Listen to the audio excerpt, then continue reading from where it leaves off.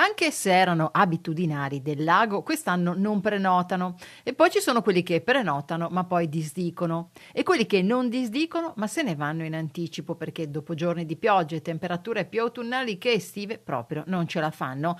Non bastasse la crisi a spegnere le speranze di ripresa sul fronte turismo per il lago di Garda, su tutte le sponde ci ha pensato la pioggia. Almeno un 15-20% di presenze in meno rispetto a luglio del 2013 purtroppo. Luglio che è uno dei mesi più importanti dell'anno, quelli in cui, come si dice, bisognerebbe mettere nel fieno in cascina. E invece anche agosto sta passando all'insegna dell'incertezza che tradotto in gergo turistico si traduce in perdita e dunque mancato introito.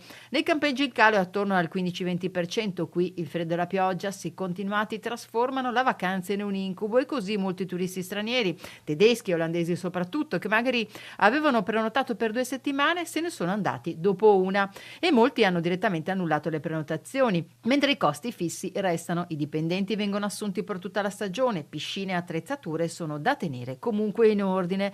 Poi ci sono quelli che guardano le previsioni meteo su internet, spesso peggiori della realtà, anche se a detta dei gestori di diverse tipologie di strutture un'estate così nera non si vedeva da 30, forse anche 40 anni. Adesso si guarda a Ferragosto e si spera che il tempo viri al bello almeno fino a settembre. Ai numeri positivi del primo quadrimestre dell'anno, che ha registrato un incremento a 2 cifre delle presenze, ha fatto seguito un mese di luglio nero con 21 giorni di pioggia, un'ondata di maltempo senza precedenti che ha messo letteralmente in ginocchio l'intera filiera del turismo del Garda.